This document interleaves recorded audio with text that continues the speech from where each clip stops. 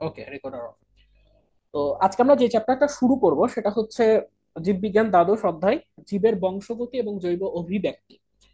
তো এই চ্যাপ্টারটাতে মূলত আমরা যেই জিনিসটা শিখবো সেটি হচ্ছে যে ভাই, তোমার উদ্ভব বা তুমি আসার আগে তোমার আর কি কি প্রাণী ছিল পৃথিবীতে, এই যে বিবর্তনের মাধ্যমে তারা এখন আমাদের কাছে নাই, তাই না? আছে? নাই। তো এই যে তারা নাই, কেন নাই, এই যে একটা বিবর্তন সম্পূর্ণ হয়েছে, তো মোটামুটি ধরো এই চ্যাপ্টারে আমরা এই জিনিসগুলোই খুব ভালো মতো কি করব, জানবো। তাহলে এই চ্যাপ্টার শেষে আমরা কি কি জানবো, এটা একটু ইম্পর্টেন্ট বোঝাটা। এক মিনিট, একটু নিচে নামাই এটা। Okay. এই চ্যাপ্টার শেষে আমরা যেই জিনিসটা জানতে পারবো সেটা হচ্ছে বংশগতির ধারণা ব্যাখ্যা করতে পারবো। কি ধারণা ব্যাখ্যা করতে পারবো? বংশগতির ধারণা। Okay. আমরা এখান থেকে জানতে পারবো বংশগতির ধারণা। 2 নাম্বার হচ্ছে বংশ পরম্পরায় চারিত্রিক বৈশিষ্ট্য বহনকারী উপাদান সমূহ বর্ণনা করতে পারবো। তোমাদের এই বইতে মূলত যে তোমার যে চারিত্রিক বৈশিষ্ট্যগুলো, যেমন ধরো তোমার মাথার চুল তোমার দাদার মতো হইতেছে, ঠিক আছে, চোখ তোমার দাদির মতো হচ্ছে, বা ঠোঁট তোমার মায়ের মতো হইতেছে, So, এই জিনিসগুলো কেন হচ্ছে? সো এইটার মাধ্যমে আমরা সাধারণত যেটা বুঝতে পারি সেটি হচ্ছে যে এর কিছু উপাদানগুলো আসলে নির্ভরশীল থাকে। যেমন কি কি উপাদানগুলো আছে, সেটা হইতেছে ডিএনএ আছে, ডিএনএ আছে, আরএনএ আছে, তোমার যে জিন, ঠিক আছে, জিন, তোমার ক্রোমোজোম আছে। তো এই যে উপাদানগুলো আছে এইগুলোর মাধ্যমে সাধারণত আমরা তোমাদের এই যে বংশগতির যেই ধারাটা আছে, তো এই উপাদানগুলো আসলে ইউজ হয়ে থাকে। তো বংশগতির তথ্য কিভাবে স্থানান্তর করা হচ্ছে তুমি এই চ্যাপ্টারে জানবা। ডিএনএর প্রতিরূপ ব্যাখ্যা করতে পারবা। বংশগতির তথ্য স্থানান্তরের ডিএনএর ভূমিকা, মানে তথ্য স্থানান্তর বলতে বোঝায় যে তোমার যে জেনেটিক কোড গুলো আছে, ঠিক আছে, তো তুমি তোমার ফ্যামিলির যেই একটা ধারা আছে, যেমন আমার ফ্যামিলির কারোর সাথে তোমার ফ্যামিলির কারোর চেহারা মিলবে না, তাই না? তোমার ফ্যামিলির মানুষদের সাথেই তোমার মিলবে। তো এটা কিভাবে হচ্ছে। তারপরে ডিএনএ টেস্টের প্রয়োজনীয়তা বলতে বোঝাইতেছে, আচ্ছা আমার কি অডিও ক্লিয়ার আছে নাকি একটু কম শোনা যায়, তো যদি বলতি। না, অডিও ক্লিয়ার আছে, অডিও ক্লিয়ার আছে, ভিডিও ক্লিয়ার আছে। Okay, fine, thank you so much. তো যে জিনিসটা আমি বুঝাইতে চাইলাম, যে ভাই দেখো যে আমরা চারিত্রিক বৈশিষ্ট্যগুলো একে অপরের যে প্রতিরূপ এইগুলো ব্যাখ্যা করব। ডিএনএর যেই তোমার আমরা দেখবা যে কোনো একটা মানুষ পুড়ে মারা গেছে, এখন তারা তুমি চিনতে পারতেছো না, তার একটা কোষ নিয়ে, একটা চুল নিয়ে তুমি ওটার একটা ডিএনএ গবেষণা করতেছো, তার একজন ফ্যামিলির মানুষের সাথে মিলাইতেছো। তো এইভাবেই কিন্তু তখন ওই যে লাশ শনাক্তকরণ বলো বা কোনো অপরাধ যদি সংঘটিত হয় ওই মুহূর্তে এই ডিএনএ টেস্ট গুলো আমরা সাধারণত করে থাকি। তারপরে লিঙ্গ নির্ধারণে পুরুষের ভূমিকা, এই যে ধরো গ্রাম অঞ্চলে এই যে বলে না যে ধরো মেয়েদের যদি হচ্ছে মেয়ে বাচ্চা হইতো তাহলে কি বলতো, বেটা তুই হচ্ছে এর জন্য দায়ী, অপয়া। আসলে যদি অপয়া যদি বলা হয় তাহলে অপয়াটাকে আমরা পুরুষকে বলুন, তাই না? যদি এটা মহান আল্লাহ তাআলা আমাদের তিনি নিজে সৃষ্টি করে আমাদেরকে পাঠান, সো এইখানে আসলে আমাদের কারোর হাত থাকে না। কিন্তু যদি তুমি এই পৃথিবীর মানুষদের গাল দিতে চাও, ঠিক আছে, এই যে মেয়েকে যে গালটা দেওয়া হইতো, বাজে কথা বলা হইতো, এটা তুমি পুরুষকে বলতে হবে, কারণ মেয়েদের ক্রোমোজোম হচ্ছে এক্স এক্স।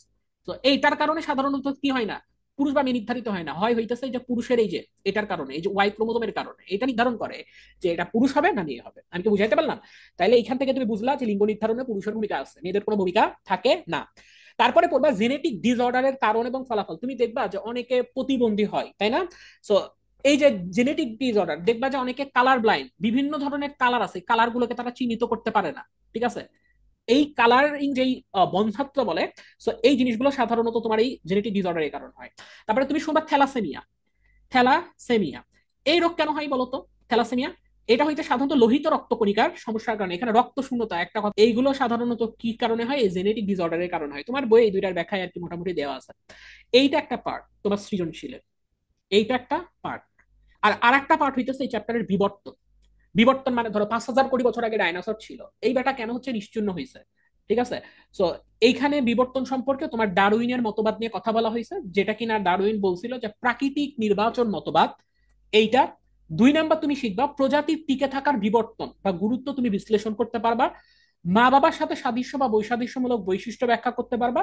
আর তোমার জীবনে যে এই যে অপরাধী শনাক্ত করতেছো, তারপরে হচ্ছে তোমার একটা মানুষ ধরো পুড়ে যাচ্ছে বা তার দেহ শনাক্তকরণের, ঠিক আছে, এই জিনিসগুলোতে তুমি ব্যবহার করছো, তো এই সার্বিক বিষয় তুমি কি করতে পারবা, জানতে পারবা। তাহলে মোটামুটি আমি তোমাকে কি বললাম, সৃজনশীলের পার্ট আছে হচ্ছে এইটা একটা পার্ট, এবং বিবর্তন হচ্ছে আর একটা পার্ট। কথা ক্লিয়ার? কোনো কি সমস্যা আছে? আইএস নাই। তার মানে চ্যাপ্টার শেষে কি শিখবা বুঝতে পারছো? বইয়ের 12.1-এর জীবের বংশগতি থেকে শুরু কইরা একদম দেখবা যে হচ্ছে এই যে ফ্রাঙ্কলিন একটা কথা বলছিল, মানে আরএন এর আগ পর্যন্ত আজকের ক্লাস হবে, আরএন এর আগ অব্দি। এই চ্যাপ্টারটা কি? তোমাদের 12 চ্যাপ্টার দেখবা তোমাদের এসএসসি তে 11, 12, 13। আর হচ্ছে এদিকে আছে কত নাম্বার চ্যাপ্টার? 1, 2, 3, 4। কথা ক্লিয়ার? সো এই কয়েকটা চ্যাপ্টার তোমাদেরকে অলরেডি 2 চ্যাপ্টার চলতেছে, ঠিক আছে? মানে প্যারালাই আমরা আসলে আগাচ্ছি। সো একটা চ্যাপ্টার আমরা পুরো অনলাইনে কমপ্লিট করার চেষ্টা ইনশাল্লাহ করবো।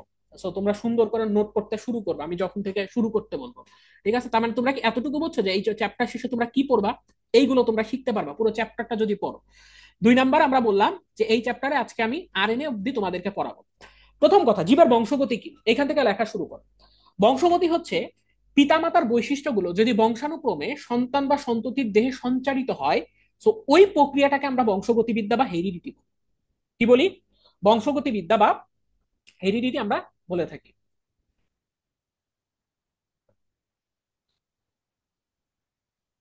তাহলে কি বললাম? পিতামাতার বৈশিষ্ট্যগুলো বংশানুক্রমে যদি সন্তান সন্ততির দেহে সঞ্চারিত হয়, এই প্রক্রিয়াটাকে আমরা বলি হচ্ছে বংশগতি। তাহলে বংশগতি বিদ্যা কি? তার মানে যেই শাখায় জীববিজ্ঞানের যে বিশেষ শাখায় বংশগতি সম্বন্ধে বিশদ আলোচনা হবে এবং গবেষণা করা হবে, ওইটা হলো বংশগতি বিদ্যা। তার মানে এইটার নাম হলো জেনেটিক্স, বংশগতি বিদ্যা বা জেনেটিক্স। কথা ক্লিয়ার কিনা? তোমরা এই 2 লাইন একটু কাইন্ডলি তুলে নাও। আর আমি রেকর্ডটা একটু অফ করি।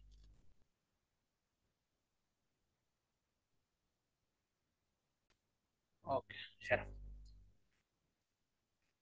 ওকে, সেকেন্ডলি, তাহলে বংশগতি বস্তু কোনগুলা? বংশগতি বস্তু হচ্ছে 3টা 4টা। কি কি? ক্রোমোজোম, ডিএনএ, আরএনএ এবং জিন। কি বললাম? বংশগত বস্তু কোনগুলা? ক্রোমোজোম, ডিএনএ, আরএনএ এবং হচ্ছে জিন। এই 4টাকে আমরা কি বলবো? বংশগতি বস্তু বলবো, যেইগুলো কিনা মাতা পিতার বৈশিষ্ট্যাবলী তাদের সন্তান সন্ততিতে সঞ্চারিত করে। ঠিক আছে? এখন কথা হচ্ছে এই ডিএনএ মানে কি? Deoxyribo, deoxyribonucleic acid, nucleic acid. আর আরএনএ মানে হচ্ছে ribonucleic acid, ribo nucleic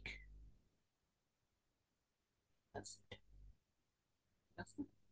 আজকে আমরা মোটামুটি তাহলে আজকের টপিক আমরা পড়বো হচ্ছে পুরো ক্রোমোজোম অংশটা আমরা ক্লিয়ার করবো এবং পুরো ডিএনএ অংশটা ক্লিয়ার করবো।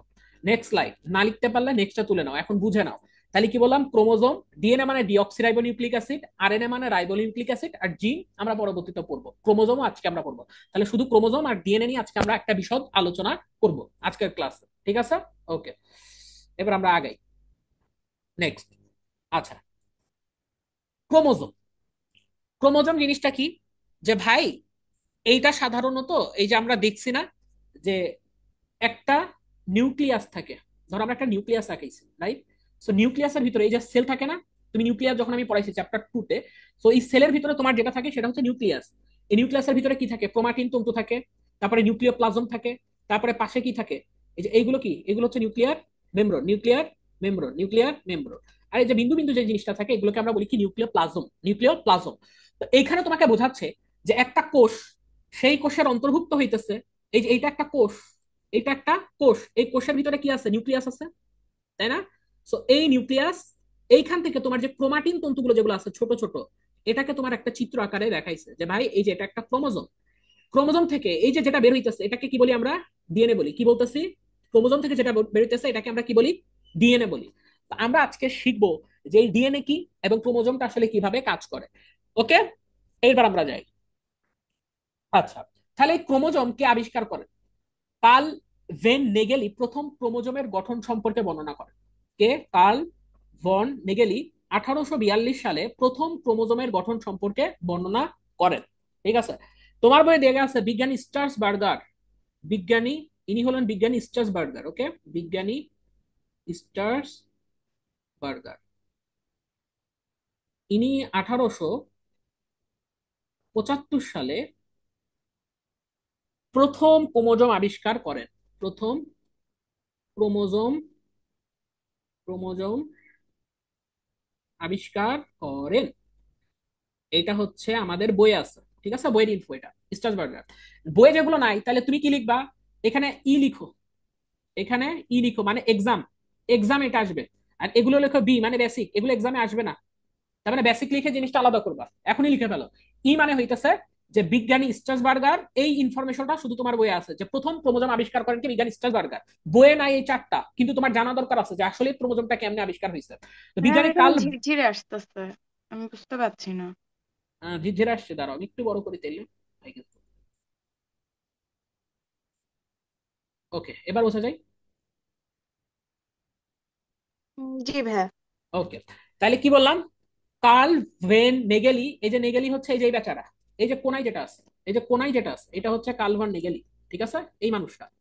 ওকে, তাহলে আমরা কি দেখলাম, যে কার্ল কার্ল ভেন নেগেলি 1842 সালে প্রথম ক্রোমোজোমের গঠন বর্ণনা করেন। এরপরে বিজ্ঞানী স্ট্রাসবার্গার আসেন, তিনি ক্রোমোজোমকে আবিষ্কার করলেন।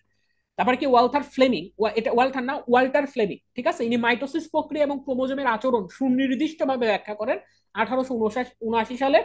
তারপরে হচ্ছে হেনরিক ওয়ালজেয়ার 1888 সালে ক্রোমোজোম শব্দটা প্রবর্তন করেন। ঠিক আছে, এটা কি হেনরিক ওয়ালডের 1888 সালে। তারপরে বিজ্ঞানী সাটন এবং বোবেরি 1902 সালে ক্রোমোজোমকে জিনের বাহক হিসেবে চিহ্নিত করেন। এই যে এইটা হয়েছে বিজ্ঞানী সাটন এবং বোবেরি, ঠিক আছে, এইটা। এবং এই যে ওয়ার্ল্ডার হইতেছে এই মানুষটা 1836 থেকে 1921 সাল পর্যন্ত উনি বেঁচে ছিলেন। উনি ক্রোমোজোম নিয়ে কাজ করেন, ক্রোমোজোম নিয়ে ওয়ার্ক করেন। সো এই জিনিসটা এখানে আছে, এই যে এই মানুষটা, ঠিক আছে। তার মানে যারা লিখো না একটু কাইন্ডলি লিখে নাও ফট করে।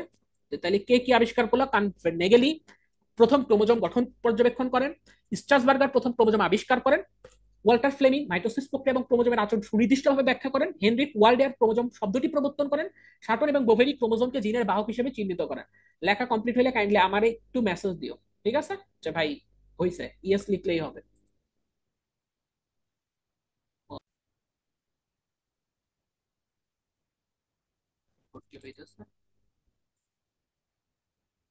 রেকর্ড হইতেছে না রে সমুদ্র?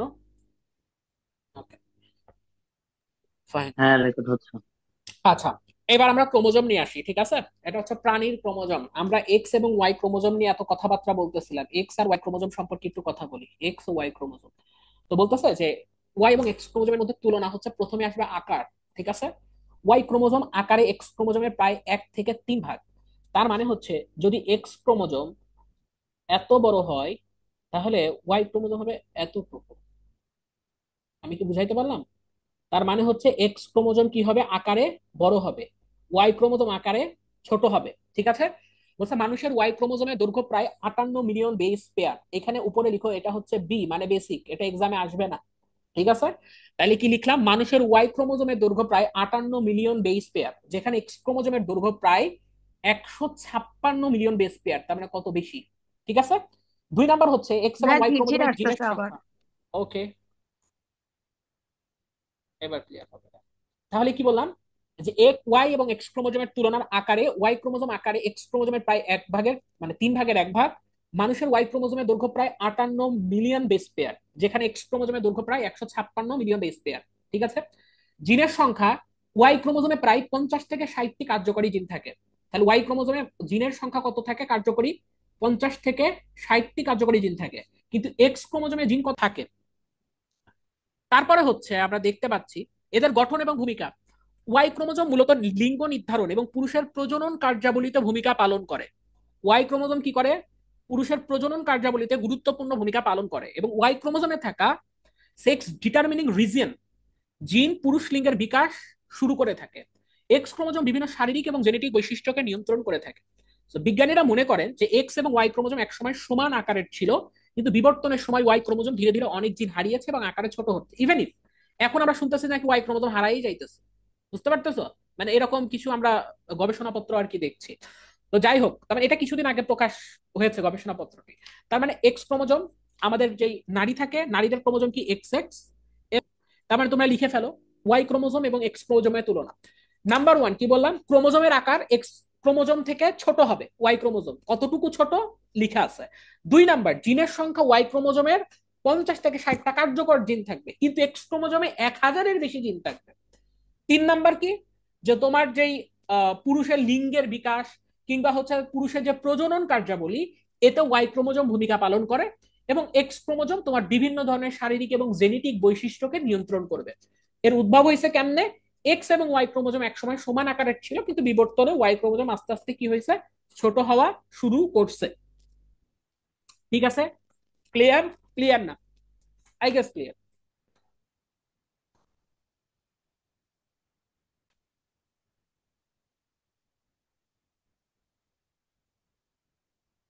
সমুদ্র এখন মনে রেকর্ড হয় না, না রে?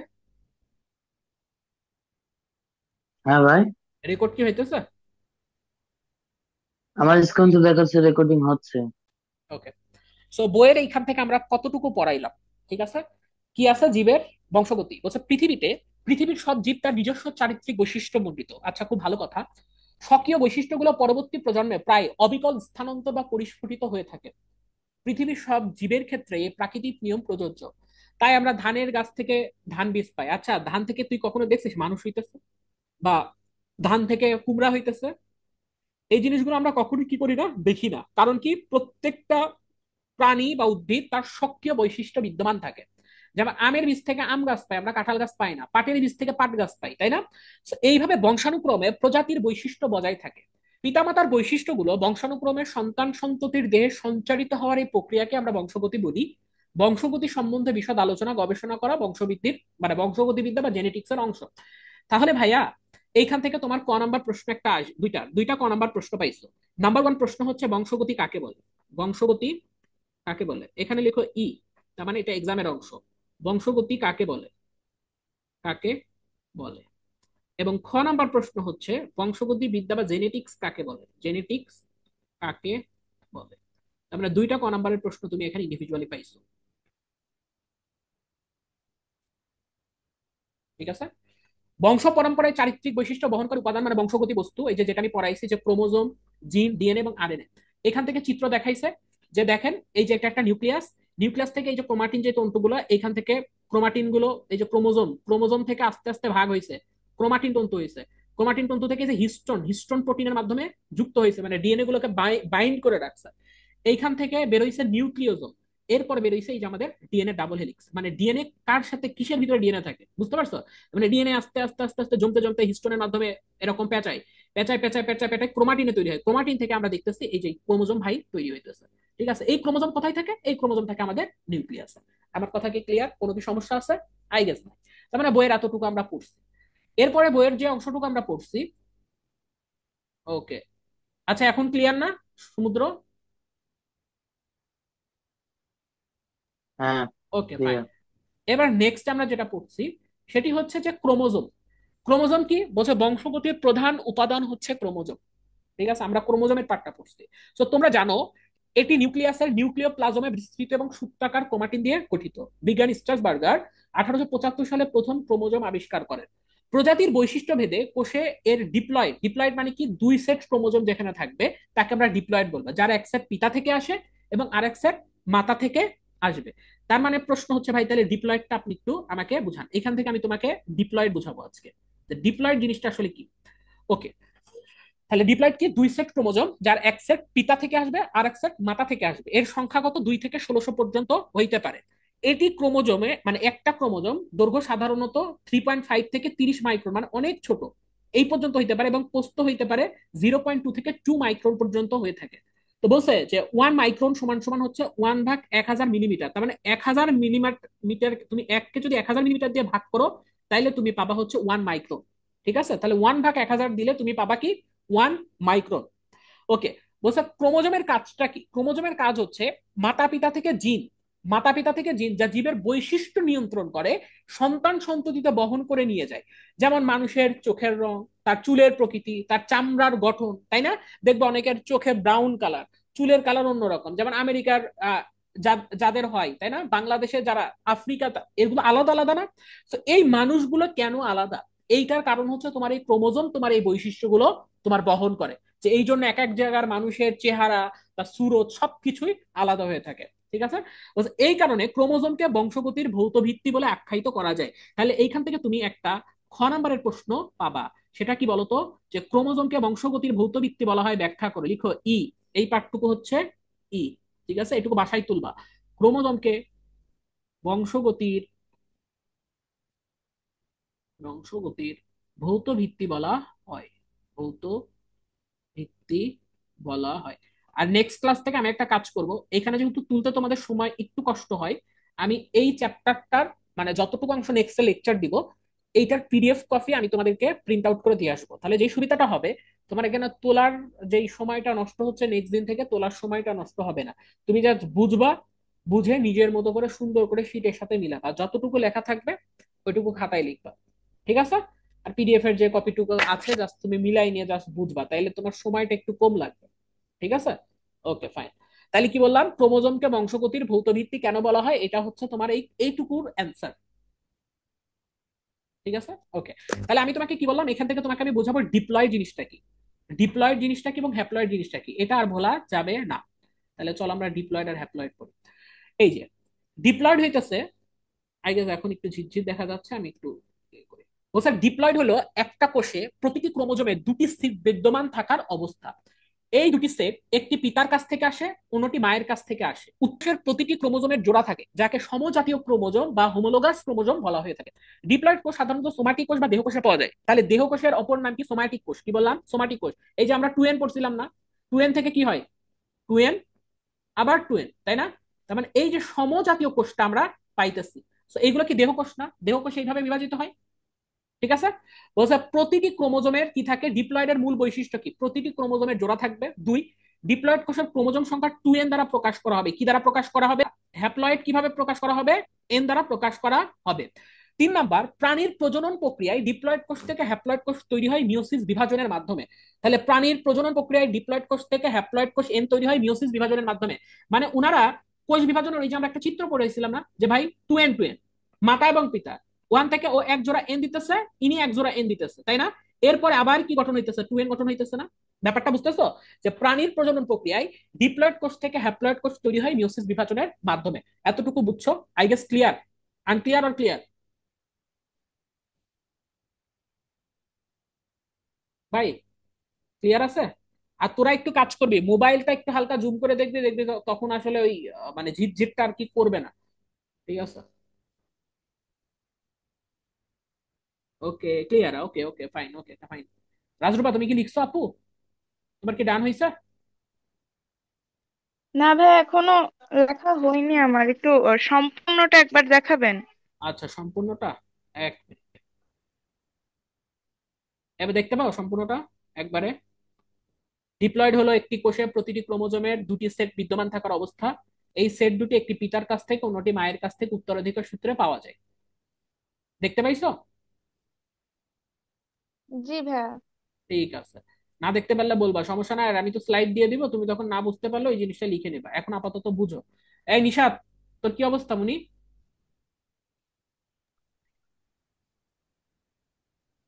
লেখা তুলছি। ও, তুলো তুলো, বুঝছো ডিপ্লয়েড? হ্যাঁ, বুঝতে পারছি। ওকে, ঠিক আছে। তাহলে আমরা কি বললাম, ডিপ্লয়েড কোষ আমরা পড়লাম, যে ডিপ্লয়েড কোষ আসলে কি। তাহলে এক্সাম্পল দেখাচ্ছে যে ভাই আপনি এবার দেখেন যে ডিপ্লয়েড কোষের এক্সাম্পল কি। এক্সাম্পল হচ্ছে খুব সহজ এক্সাম্পল, যে আমাদের মানব দেহকোষ, আমাদের মানব দেহকোষ, যেমন মানব দেহকোষে কয়টা? 46টা ক্রোমোজোম আছে না? মানব দেহকোষে কয়টা ক্রোমোজোম আছে? 46টা। যেখানে 23টা ক্রোমোজোম পিতার কাছ থেকে আসে এবং বাকি 23টা ক্রোমোজোম কার কাছ থেকে আসে? মাতার কাছ থেকে আসে। তাই মানুষের ডিপ্লয়েড ক্রোমোজোম বিদ্যমান, যেটা 2n সমান সমান 46। আমরা পড়ি না 2n সমান সমান কি? 46। তার মানে এটা কার? মানুষের দেহকোষ। মানুষের দেহকোষে ক্রোমোজোমের সংখ্যা, ঠিক আছে? যেমন তোমার এটা উদ্ভিদের বিভিন্ন রকম হয়, যেমন ধানের আছে হচ্ছে 24, তাই না? তারপরে হচ্ছে তোমার আরো যে পেঁয়াজ আছে, পেঁয়াজের হচ্ছে 16টা বিদ্যমান, ঠিক আছে? তো এই যে এদের বিভিন্ন ধরনের কি বিদ্যমান বলতো? ক্রোমোজোম বিদ্যমান থাকে। তো উদ্ভিদ কোষ কি? এই যে গমের ডিপ্লয়েড ক্রোমোজোম 2n সমান সমান কত? 42। এখন বলছে ডিপ্লয়েড কোষের এক্সাম্পল কি কি। বলছে যখন কোনো নতুন জীব সৃষ্টি হয়, তখন ডিম্বাণু হ্যাপ্লয়েড এন এবং শুক্রাণু হ্যাপ্লয়েড এন মিলিত হয়ে একটি ডিপ্লয়েড জাইগোট 2n গঠন করে। এই জাইগোট পরবর্তী সময়ে বিভাজনের মাধ্যমে পূর্ণাঙ্গ জীব তৈরি করে। বলতো এটা কোনটার এক্সাম্পল? এই যে ভাই 2n, এই যে 2n, এটা পিতা, এটা মাতা। এখান থেকে ওরা এক জোড়া কি, একটা কি দিতেছে? এন দিতেছে। একজনের ডিম্বাণু, ও সরি, একজনের শুক্রাণু আর একজনের ডিম্বাণু, এটা মিলিত হয়ে যে 2n গঠন করে, এটাকে আমরা কি বলি বলতো? জাইগোট। কথা ক্লিয়ার কি ক্লিয়ার না? কোনো কি ভেজাল আছে? ব্যাপারটা কি ক্লিয়ার? ডিপ্লয়েডের কাজটা ক্লিয়ার?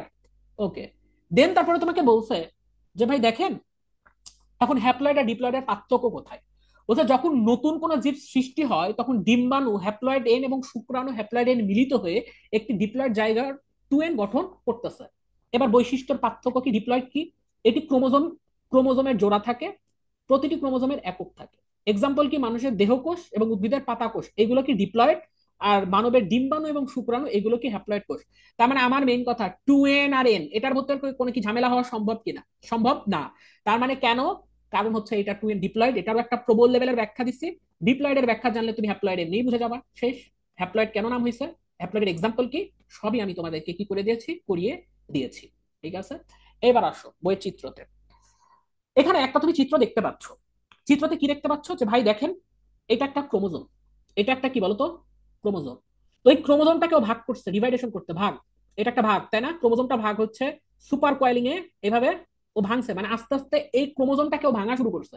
ভাঙতে ভাঙতে ভাঙতে ভাঙতে এই যে নিউক্লিওজোম, আর একটা জিনিস এখানে বাউন্ড ইয়ে করে, এইগুলো হচ্ছে হিস্টোন প্রোটিনের মাধ্যমে এটা কি করে, এই যে হিস্টোন দেখছো, এই যে হিস্টোন, এইগুলোর মাধ্যমে কি করে থাকে, এই যে এইটা মনে করো যে জালক, এই জালককে কি করে থাকে, এরকম আটকায় থাকে, বাউন্ড করে থাকে, বুঝতেছো, এমন আটকায় থাকে, এগুলো হচ্ছে হিস্টোন প্রোটিন। আচ্ছা, এইখান থেকে আস্তে আস্তে ভাঙে তোমার ডিএনএ, মানে আমাদের তার মানে কত ছোট, মানে একটা ক্রোমোজোমের ভেতরে কত ছোট ভাবে আমার DNA double helix. Double helix কেন? এই যে তোমার ক্রোমোজোম গুলো এইভাবে কি করা থাকে, মইয়ের মতো কি করা থাকে, সাজানো থাকে। চিত্রটা আই গেস ক্লিয়ার, মানে কোনো ধরনের ঝামেলা নাই। এই যে এইখানে আমি তাই দেখাইছি যে হিস্টোন কি, হিস্টোন কেমনে থাকে, আটকায় থাকে, তাই না? হিস্টোনে প্রোটিন অ্যাসোসিয়েটেড উইথ ডিএনএ, যেটা কি ডিএনএ এর সাথে থাকে। চিত্রগুলো ক্লিয়ার? চিত্রগুলো কি ক্লিয়ার? ক্রোমোজোমের চিত্রগুলো ক্লিয়ার? সুন্দর মতো ক্লিয়ার। এবার তোমাকে আমি নিয়ে যাব হচ্ছে বইয়ের কাজে। ঠিক আছে, বইয়ে কি আছে দেখি, বইয়ের পার্টে নিয়ে যাই। এবার এক একটা ওয়ার্ডের তখন আমরা ব্যাখ্যা দিব।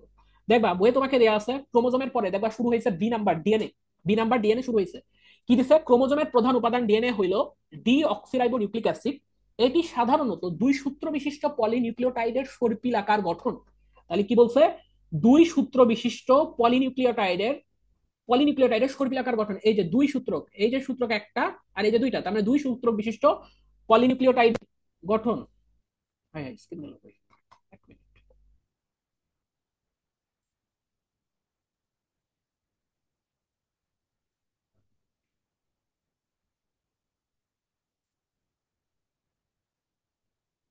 আমার স্ক্রিন, এই স্ক্রিন।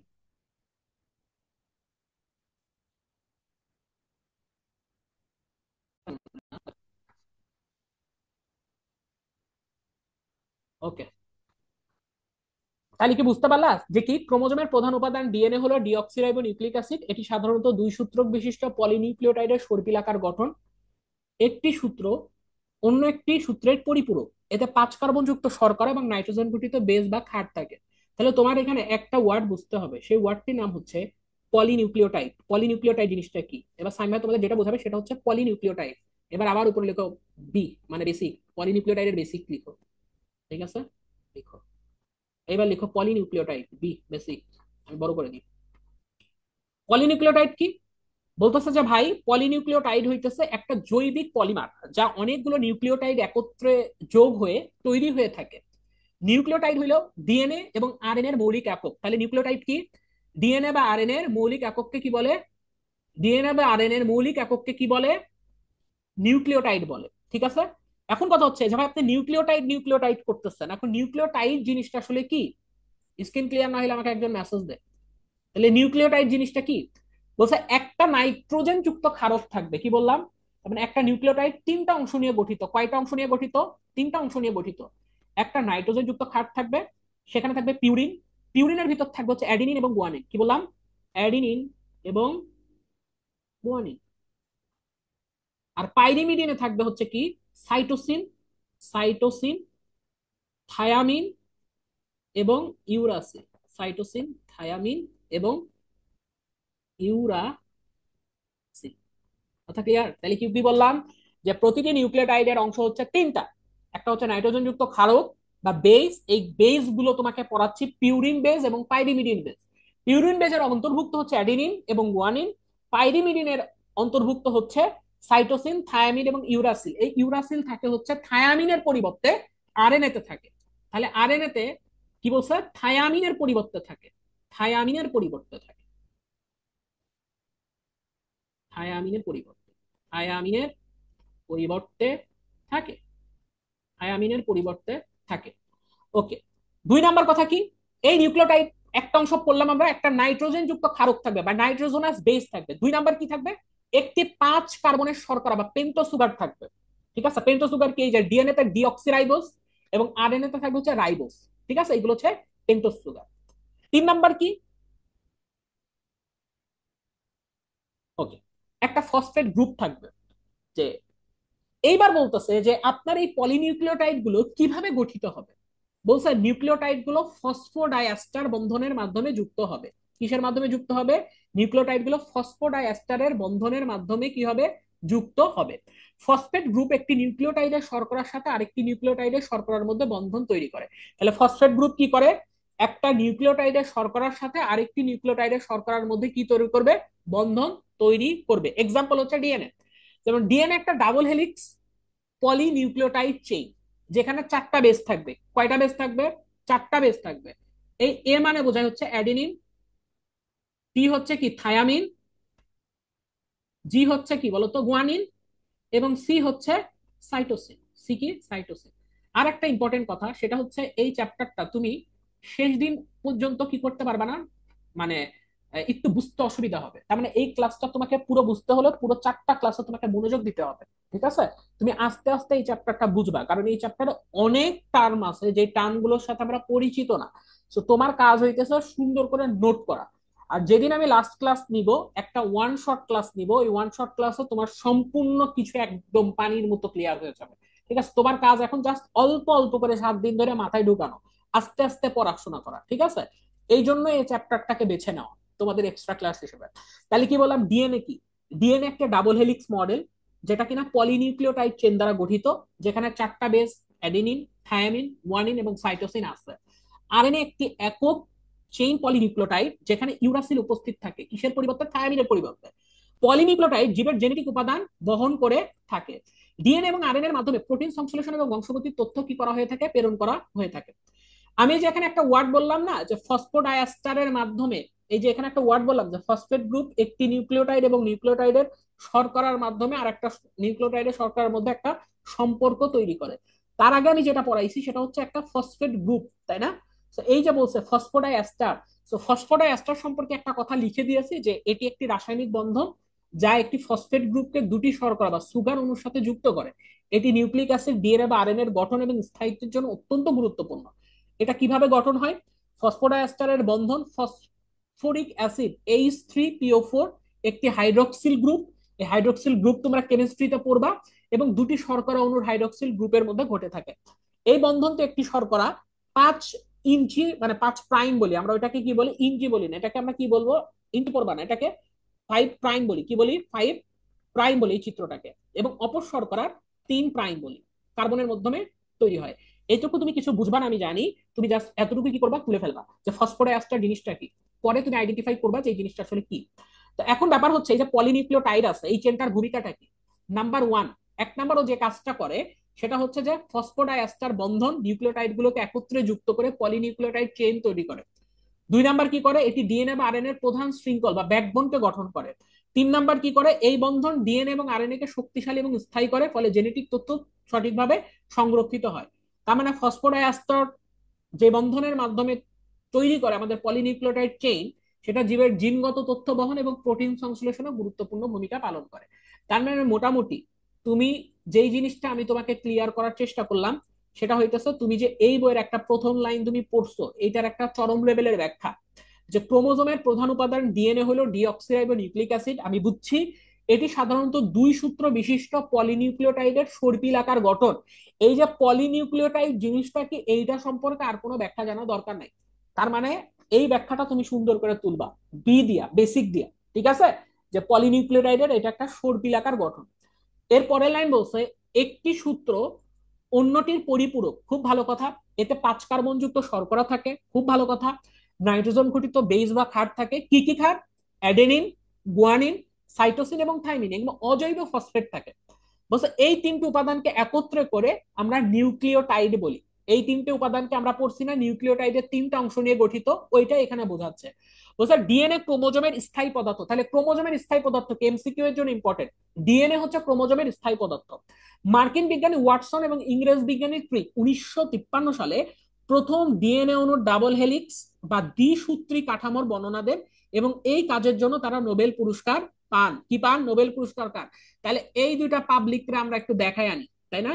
এই দুইটা পাবলিককে একটু দেখা দরকার যে আসলে বেচারারা কেমন ছিল, তাই না? একটু দেখাই আনি। ওকে, এই তো পাইছি। এই যে হচ্ছে সেই পাবলিক, বুঝছো? আমাদের হচ্ছে ওয়াটসন এবং ক্রিক।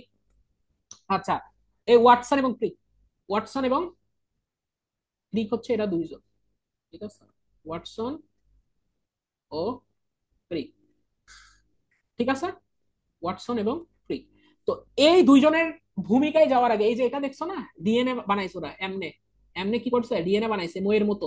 তার মানে ওরা কি করছে, ডিএনএ সূচনা করছে, তাই না? যে এমনি একটা ক্রোমোজোমকে ভাঙলে ভাই এমন আপনি পাবেন। কথা ক্লিয়ার?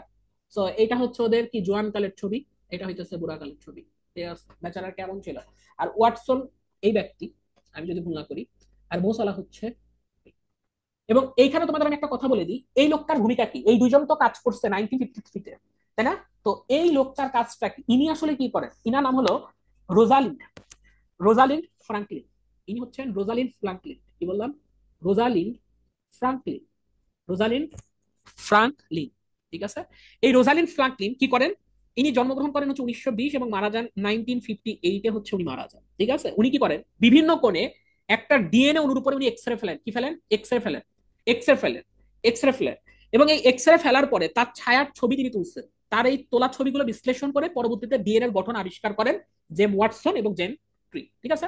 এই যে এটা হচ্ছে সেই এক্স রে রিপোর্ট, এই যে এক্স রে, এই যে এই সেই এক্স রে, এই সেই এক্স রে। রিশাদ, তুমি কি ক্লিয়ার বস? আমার কথা কি পুরো বুঝছো তুমি? তার মানে এক্স রেটা বুঝছো যে এই ওয়াটসন এবং ক্রিকের কাজটা প্রত্যেক লাইন বাই লাইন আমি ওয়ার্ড ধরে ধরে তোমাদেরকে বুঝাইতেছি। হ্যাঁ ভাইয়া বুঝতে পারছি। আচ্ছা, আর যদি না তুলতে পারো কোনো প্রবলেম নাই, পুরো স্লাইড তোমার কাছে থাকবে, এখন খালি বুঝে যাও এক টান মেরে, হ্যাঁ? আজকে রাত বা কালকে সকালের ভিতর পুরো স্লাইডটা তোমরা তুলে ফেলবা। ওকে ফাইন, এরপর আমরা যাই। এক মিনিট, ওকে সেরা। তার মানে আমি আবার হচ্ছে আমার নেক্সট স্লাইডে যাই। ডকুমেন্টস করাইতেছিলাম যে এখানে, ওকে ওকে,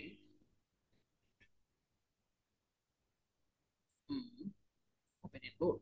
আচ্ছা, তার মানে আমরা এই যে এখানে যেটা পড়লাম যে ভাই এতে কি থাকে, নাইট্রোজেন ঘটিত বেস অ্যাডিনিন গুয়ানিন সাইটোসিন থাকে। 1953 সালে প্রথম ডিএনএ ডাবল হেলিক্স এর মডেল বা দ্বিসূত্রী কাঠামোর বর্ণনা দেন। এই কাজের জন্য তারা নোবেল পুরস্কার পেয়ে পান। এবার তোমাকে আমি একটা ভিডিও দেখাবো, কাইন্ডলি তুমি দেখবা যে এই যে উনি যে হচ্ছে তোমার এক্স রে রিপোর্টটা করেন, এই এক্স রে রিপোর্টটা আসলে কেমনে আসলে উনি মেক করেন। আমি একটা ইয়ে দেখাচ্ছি, তুমি স্লাইড দেখাচ্ছি, তুমি একটু কাইন্ডলি দেখবা যে উনার আসলে ব্যাপারটা কি হয়েছিল, মানে ওই এক্স রে তে উনি কেমনে তুলছিলেন। ঠিক আছে, ওইটা একটু দেখাবো।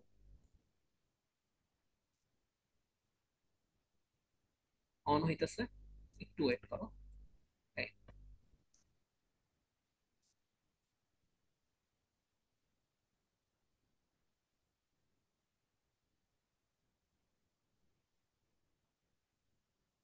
ল্যাপটপে আই গেস সাপোর্ট করতেছে না। এক মিনিট, ওকে আমি নেক্সটে দেখাবো না, সমস্যা নয়, এটা একটা ভিডিও ছিল সুন্দর, ঠিক আছে? আচ্ছা, তাহলে আমরা এখানে কয়েকটা বিষয় সম্পর্কে নতুন শব্দের সাথে আমরা পরিচিত হইলাম। সেটা হচ্ছে নাইট্রোজেন গঠিত বেস বা ক্ষার, অ্যাডিনিন গুয়ানিন এবং সাইটোসিন এবং থায়ামিন এবং অজৈব ফসফেট। এই চারটার ব্যাখ্যা আমি তোমাদেরকে এখন পড়াবো, তোমরা খাতায় পরবর্তীতে তুলবা, ঠিক আছে? সো এই চারটার ব্যাখ্যা পড়াবো। এবং এই নাইট্রোজেন বেস গুলোকে দুই ভাগে ভাগ করছে, আমি আগেই পড়াইছি। কি কি? পিউরিন এবং পাইরিমিডিন, পিউরিন এবং পাইরিমিডিন, এই যে এখানে দেখা আছে পিউরিন এবং পাইরিমিডিন। অ্যাডেনিন এবং গুয়ানিন বেস হলো পিউরিন এবং সাইটোসিন, এবং থায়ামিন সরি পিউরিনের হচ্ছে গুয়ানিন, পাইরিমিডিনে কে কে আছে? অ্যাডেনিন এবং গুয়ানিন। এবং পিউরিনে রয়েছে, সরি, পিউরিনে রয়েছে হচ্ছে অ্যাডেনিন এবং গুয়ানিন, এবং পাইরিমিডিনে রয়েছে কি? সাইটোসিন এবং থায়ামিন। এটা আমি আগেই পড়েছি। বলছে একটা সূত্রের সাথে, মানে অ্যাডেনিনের সাথে থায়ামিন টি এর সাথে দুই হাইড্রোজেন এই যে এমন ভাবে যুক্ত থাকবে, ঠিক আছে? অ্যাডেনিন আর থায়ামিন, এই যে মাঝখানে যে ডাবল বন্ড দেখতেছো, এটা হচ্ছে একটা হাইড্রোজেন বন্ড। কি বন্ড? হাইড্রোজেন বন্ড বা হাইড্রোজেন বন্ধন। এটা আমি তোমাদের কেমিস্ট্রি পড়ানোর সময় পড়াবো, ঠিক আছে? রাসায়নিক বন্ধন, যে হাইড্রোজেন বন্ধন আসলে কিভাবে কাজ করে বা কি জিনিসটা, ঠিক আছে? এটা হচ্ছে অ্যাডেনিন এবং থায়ামিন। এবার বলছে যে একটা সূত্রের গুয়ানিন এবং সাইটোসিন, এই যে গুয়ানিন এবং সাইটোসিন, এরা কি? তিনটা হাইড্রোজেন বন্ধনের মাধ্যমে যুক্ত থাকবে। কয়টা? তিনটা হাইড্রোজেন বন্ধনের মাধ্যমে এরা যুক্ত থাকবে। এই চিত্রটা আমি তোমাদেরকে দেখাবো, কোনো টেনশন নাই, ঠিক আছে? তার মানে বললো যে অর্থাৎ এই বন্ধন সর্বদা একটি পিউরন এবং একটি পাইরিমিডিনের মধ্যে হয়ে থাকে। সুতরাং দুটি সূত্রের একটি অন্যটির পরিপূরক কিন্তু একরকম নয়। হেলিক্সের প্রতি ঘূর্ণন 34 অ্যামস্ট্রং। অ্যামস্ট্রং অনেক ছোট, এটা হচ্ছে 10 ইনভার্স মনে হয় 10 মিটার আমার জানা মতো, একটু সার্চ দিয়ে একটু দেখে নিবা যে হেলিক্স কি। হেলিক্স হচ্ছে যে বইয়ের মতো যে অংশটা দেখলা ওইটা হচ্ছে হেলিক্স। চিত্রটা আমি দেখাবো, টেনশন নাই। তাহলে 34 অ্যামস্ট্রং হবে এবং একটি পূর্ণ ঘূর্ণনের মধ্যে 10টি নিউক্লিওটাইড থাকে। তাহলে একটা পূর্ণ ঘূর্ণনের মধ্যে কয়টা নিউক্লিওটাইড থাকবে? 10টা। সুতরাং পার্শ্ববর্তী দুটি নিউক্লিওটাইডের দূরত্ব সাধারণত 3.4 অ্যামস্ট্রং হয়ে থাকে, ঠিক আছে? ডিএনএ দুটি পলিনিউক্লিওটাইড সূত্র বিপরীতভাবে বা অ্যান্টি প্যারালালি অবস্থান করেন। একটা পেঁচানো সিঁড়ির ধাপের মতো ক্ষারগুলো শায়িত ভাবে থাকে, প্রধান অক্ষের সাথে লম্বভাবে অবস্থান করে। অর্থাৎ ডিএনএ অণুর বাইরের দিকে দণ্ড দুটি প্রধান অক্ষ পরপর সুগার এবং ফসফেট দিয়ে গঠিত এবং ভিতরের দিকে নাইট্রোজেন বেস অবস্থান করে। তো এইটুকুতেই মোটামুটি তোমাদের কথা শেষ। এবার আমি যা বলবো সেটা হচ্ছে শুনবা, ঠিক আছে? তোমার বইয়ের কথা শেষ, এবার বইয়ের এতটুকু অংশ আমি ব্যাখ্যা দিব যে কোনটা আসলে কি। সেটা হচ্ছে তোমাকে বলছে যে নাইট্রোজেনাস বেস বা ক্ষার যেগুলো আছে, প্রথম ক্ষারটার নাম হইতেছে অ্যাডেনিন। তো অ্যাডেনিনটা কি? অ্যাডেনিন হইতেছে একটা নাইট্রোজেন বেস যা ডিএনএ কিংবা আরএনএ এবং অ্যাডিনোসিন ট্রাইফসফেট বা এটিপি এর গঠনমূলক উপাদান। আচ্ছা, এটিপি কি? এই যে তুমি খাদ্য খাচ্ছ না বা তুমি পানি খাচ্ছ না, তো এগুলোর মাধ্যমে তুমি শক্তি কিভাবে পাও? ঠিক আছে, এই এটিপি কে বলা হয় তোমার দেহের জৈব মুদ্রা, যে কিনা তোমাকে শক্তি দেয়। এই এটিপি সম্পর্কে আমরা ব্যাখ্যা করবো হলো তোমার চ্যাপ্টার 4-এ, জীবনী শক্তি চ্যাপ্টারে এটিপির ভূমিকা আছে, ঠিক আছে? এটি একটি পিউরিং বেস যা জীবের জেনেটিক তথ্য বা শক্তি সংক্রান্ত প্রক্রিয়ায় গুরুত্বপূর্ণ ভূমিকা পালন করে। গঠন কি? অ্যাডিনিন একটি দ্বিরিংযুক্ত পিউরিন বেস, এর রাসায়নিক সংকেত হচ্ছে যেটা তোমার বইয়ে নাই। তার মানে এইটা সম্পূর্ণ লিখবা হচ্ছে বেসিক বি। এটা এক্সামে আসবে না। তুমি এক্সামে কি লিখবা? এক্সামে লিখবা তোমাকে একটা ডিএনএ এর গঠন দিয়ে দিবে প্রশ্নে, বলবে যে এইটা বর্ণনা করো, ডিএনএ সম্পর্কে লেখো। তখন তুমি ডিএনএ এর চিত্র দিয়ে তোমাকে অ্যাডিনিন, গুয়ানিন, সাইটোসিন, থায়ামিন এগুলো লেখা লাগবে উইথ একটা চিত্র আছে, ওই চিত্র দিয়ে। বইয়ে একটা চিত্র আছে, ওই চিত্র দিয়ে। কিন্তু তুমি এই মোমেন্টে তোমার জানা দরকার যে অ্যাডিনিন জিনিসটা আসলে কি, ঠিক আছে? এটা জানার সময় আর পরে পাবা না। তার মানে কি বলছে? অ্যাডিনিন একটা দ্বি রিং যুক্ত purine base, not pyrimidine. MCQ তো প্রচুর আসে, নিচের কোনটি পিউরিন বেস, নিচের কোনটি পাইরিমিডিন বেস। তাহলে তোমাকে এটা জানতে হবে যে অ্যাডিনিন কি বেস, পিউরিন বেস। এর রাসায়নিক সংকেত হচ্ছে C5H5N5। এটা বই নাই। সো এগুলো হচ্ছে বেসিক, মানে বি এর অন্তর্ভুক্ত, ঠিক আছে? এখন তোমাকে বলছে যে আপনি যে অ্যাডিনিন বলতেছেন ভাইয়া, অ্যাডিনিনের ভূমিকা আসলে কি? বলছে অ্যাডিনিনের ভূমিকা নাম্বার 1, ডিএনএ এবং আরএনএ তে ডিএনএ এবং আরএনএ তে ডিএনএ এবং আরএনএ তে অ্যাডিনিন থায়ামিনের সাথে হাইড্রোজেন বন্ধন গঠন করে। কি গঠন করে? অ্যাডিনিন থায়ামিনের সাথে হাইড্রোজেন বন্ধন কি করে? গঠন করে। মানে এইটা এমন করে গঠন করবে। আরএনএ তে অ্যাডিনিন ইউরাসিলের সাথে হাইড্রোজেন বন্ধন গঠন করে। এই যে আমি বলছিলাম না যে আরএনএ তে কি গঠন করবে? এই যে থায়ামিনের বদলে কি আসবে? ইউরাসিল গঠন করবে। এটা হবে আরএনএ তে। এটা কি? আরএনএ তে, ঠিক আছে? ওকে। বলছে এটি ডিএনএ এবং আরএনএ এর ডাবল হেলিক্স কিংবা গঠনগত স্থিতিশীলতা বজায় রাখতে সহায়তা করে। কিভাবে স্থিতিশীলতা এবং মানে গঠনগত স্থিতিশীলতা বজায় রাখে এটা আমি চিত্রের মাধ্যমে দেখবো। 2 নম্বর বলছে এটিপিতে, মানে এটি মানে আমাদের যে শক্তি উৎপন্ন হয় দেহে, এটিপি। বলছে এটিপিতে অ্যাডেনিসিন ট্রাইফসফেট বা এটিপি এর অংশ যা জীবকোষের শক্তির উৎস হিসেবে কাজ করবে, ঠিক আছে? তার মানে কতটুকু ইম্পর্টেন্ট তাহলে বুঝো। 3 নাম্বার জেনেটিক কোডে, এটি জীবের জেনেটিক কোডের অংশ হিসেবে জিনগত তথ্য বহন করে। কারণ ওরা তো বহন করবে, কারণ এটা ইয়েতে থাকে, ডিএনএ এমনে থাকে, তাই না? সো এরা কোড বহন করে একা। জেনেটিক তথ্য সংরক্ষণ, প্রোটিন সংশ্লেষণের জন্য অপরিহার্য। এটি শক্তি প্রক্রিয়ার মূল অংশ, যেমন এটিপি, এনএডিএইচ প্লাস এর মতো অণুতে গুরুত্বপূর্ণ ভূমিকা পালন করে। এই এটিপি এবং এনএডিএইচ প্লাস, FADH2 প্লাস, এই জিনিসগুলোর ব্যাখ্যা তুমি চতুর্থ অধ্যায়ে আমি তোমাকে পড়াই দিব ইনশাআল্লাহ, ঠিক আছে? তার মানে তুমি আপাতত কি পড়বা যে অ্যাডিনিনের ভূমিকা হচ্ছে এইগুলা, এবং এর উপরে দিবা বেস মানে বেসিক, তাই না? মানে তুমি একটা বেসিক শিখতেছো, অ্যাডিনিন সম্পর্কে শিখতেছো, ঠিক আছে? এটা এক্সামে আসবে না কিন্তু তুমি জানো, ঠিক আছে? ওকে। 2 নাম্বার যে শব্দটার সাথে আমরা পরিচিত হয়েছি এটাও বেসিক, গুয়ানিন কি? বলছে এটা একটা নাইট্রোজেন যুক্ত বেস। বলছে এটার কাজ কি? বলছে যার ডিএনএ এবং আরএনএ এবং অন্যান্য জৈবিক অণুর গুরুত্বপূর্ণ একটা অংশ। বলছে এটি একটি পিউরিন বেস। তাহলে গুয়ানিন এবং অ্যাডিনিন কি বেস? Purine base. বলছে এবং ডিএনএ বা আরএনএ এর জেনেটিক গঠন বজায় রাখতে এরা গুরুত্বপূর্ণ ভূমিকা পালন করে। গঠন, এবার বলছে গুয়ানিন আপনি কেমনে গঠন হয়? বলছে গুয়ানিন একটি ডি রিং যুক্ত পিউরিন বেস। ডি রিং যুক্ত কেন? এই যে ভাই আমরা কি পড়ছি, অ্যাডেনিন, ও সরি, ডি রিং যুক্ত বেস, এটা হচ্ছে কি বেস? পিউরিন বেস, ঠিক আছে? বলছে এর রাসায়নিক সংকেত হচ্ছে C5H5N5 0। বলছে এটি একটি অ্যামিনো অ্যাসিড এবং একটি অক্সো গ্রুপ ধারণ করে থাকে। গুয়ানিনের ভূমিকা, গুয়ানিন কি কাজে লাগে? বলছে ডিএনএ এবং আরএনএ তে, বলছে গুয়ানিন সাইটোসিনের সাথে হাইড্রোজেন ইয়ে করে, তার মানে এই যে গুয়ানিন কি করবে, এই যে তিনটা হাইড্রোজেন বন্ধনের মাধ্যমে তোমার সাইটোসিনের সাথে ও থাকবে। এটা আমি দেখাবো চিত্রের মাধ্যমে, তুমি একদম ক্লিয়ার হয়ে যাবে, কোনো প্রবলেম নাই। তাইলে আরেকটা কি কাজ করে, যে জেনেটিক কোডে গুয়ানিন জেনেটিক কোডের অংশ এবং জীবের জিনগত তথ্য সংরক্ষণ করে এবং এটা প্রেরণের ভূমিকা পালন করে। শক্তি সংশ্লেষণ, গুয়ানিন বিভিন্ন নিউক্লিওটাইডের অংশ হিসেবে কাজ করে, যেমন জিটিপি। ঠিক আছে, তাহলে গুয়ানিন বলছে গুয়ানিসাইন ট্রাইফসফেট যা কোষকে শক্তি স্থানান্তর পরীক্ষায় ভূমিকা পালন করে। তার মানে তুমি গুয়ানিন সম্পর্কে একটা মানে হিউজ একটা অল্প কিছু হলেও জানলা, তাই না? সো এবার বলছো গুয়ানিনের গুরুত্ব কি, বলছে ডিএনএ বা আরএনএ এর গঠন বা স্থিতিশীলতা বজায় রাখে, প্রোটিন সংশ্লেষণ এবং জেনেটিক তথ্য সংশ্লেষণে হেল্প করে এবং কোষের শক্তি সংরক্ষণে সহায়তা করে। তার মানে same work, one kind of, তাই না অ্যাডিনিন? এরপর আছে সাইটোসিন। সাইটোসিন কি, এটা একটা নাইট্রোজেন যুক্ত বেস যা ডিএনএ এবং আরএনএ এর গঠনমূলক উপাদান। এটি একটি পাইরিমিডিন বেস। তার মানে আমাদের পাইরিমিডিন বেস কি কি, পাইরিমিডিন বেস কি কি বলো, পাইরিমিডিন বেস কি কি, ইয়া বলো তো, রাজবা বলো তো পাইরিমিডিন বেস কি কি। হ্যালো সোনা, পাইনিয়ার বি ভাইয়া মানে আমি বুঝলাম না। বললাম যে পাইরিমিডিন বেস কাকে বলা হয়,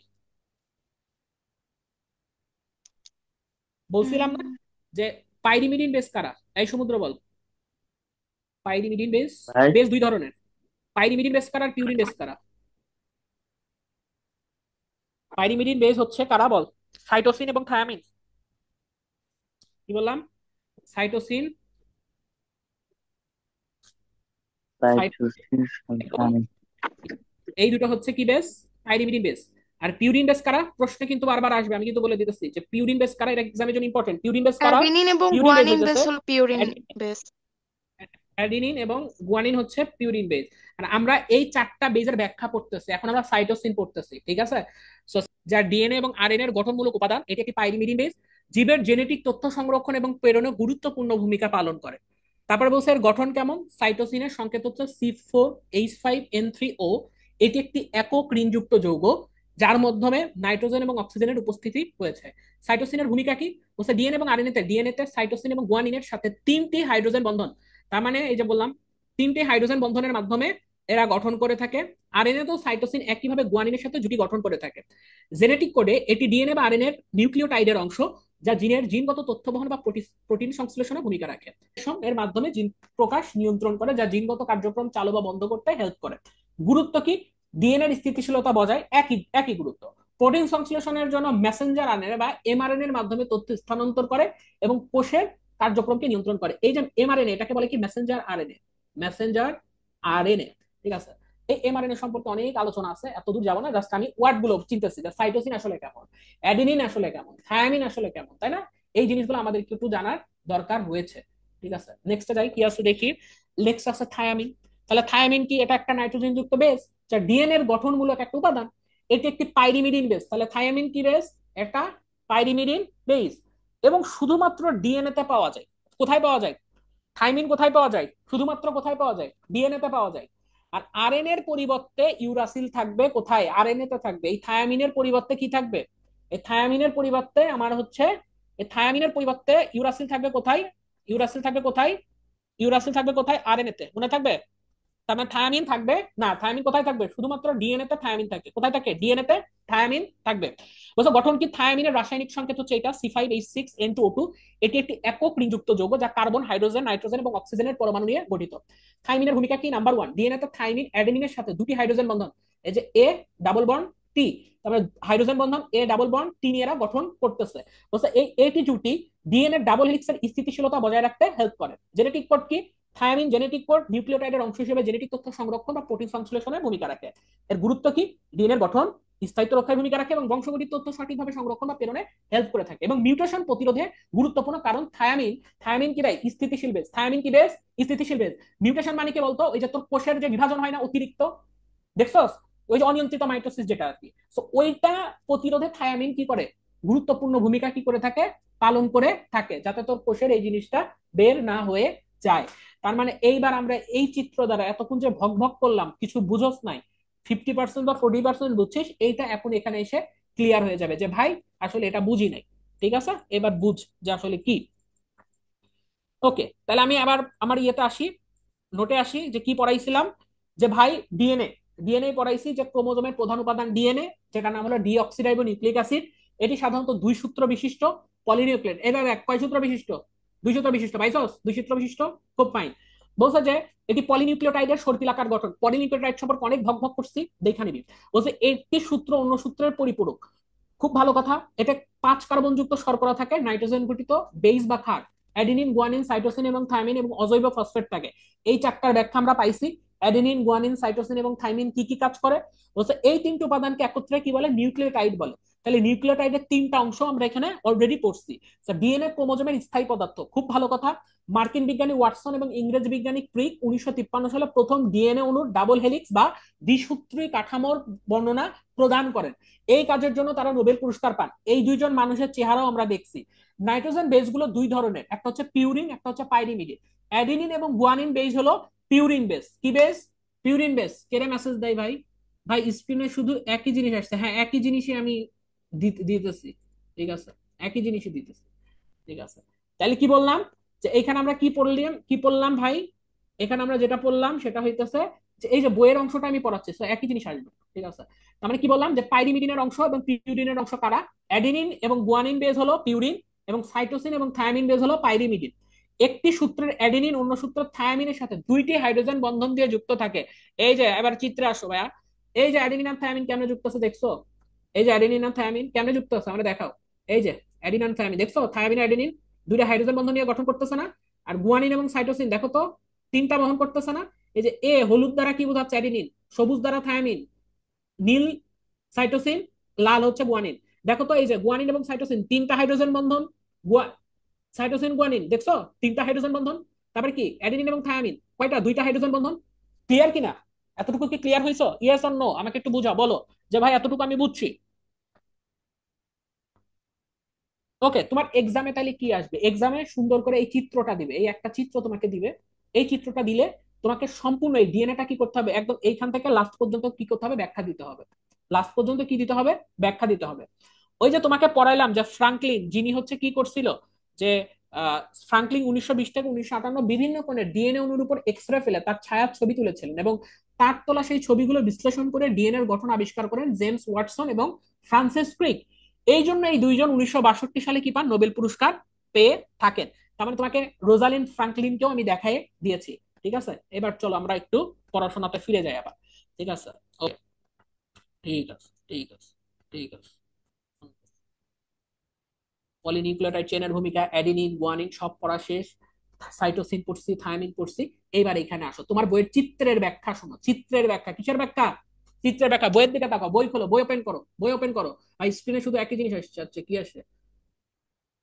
ভাই স্ক্রিনে শুধু একই জিনিস আসছে কেন? এই আহ, ইয়া, হ্যাঁ হ্যাঁ, ওই ওই পেজই পড়াইতেছিলাম মনি। এখন এই যে নতুন পেজ আসবে, দেখ নতুন পেজ, দেখ নতুন পেজ, নতুন পেজ। এতক্ষণ ওই পেজেরই ব্যাখ্যা পড়াইতেছিলাম, নতুন পেজ এটা পাইছিস? এই রাজরূপা, তুমি কি আসো না হয়ে গেছো? হ্যাঁ ভাই, আমি আছি। আচ্ছা ঠিক আছে। এই নদী আসিস? ওকে, এবার তোর বইয়ের দিকে তাকা। বই পাইছিস? খুলছিস সবাই? এই নিশাদ, বই খুল। নিশাদ, হ্যাঁ, বই খুলেছি।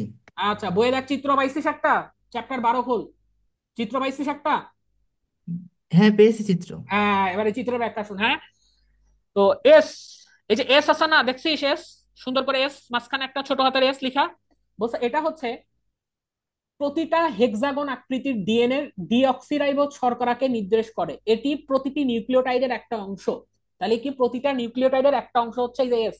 ঠিক আছে, এরপরে দেখ এই যে কালো একটা বিন্দু দিয়ে আছে না, কালো কালো বিন্দু, এই কালো কালো বিন্দু, কালো কালো বিন্দু, কালো কালো বিন্দু, এই কালো কালো বিন্দুকে বলা হয় ফসফেট। কি বলা হয়? ফসফেট।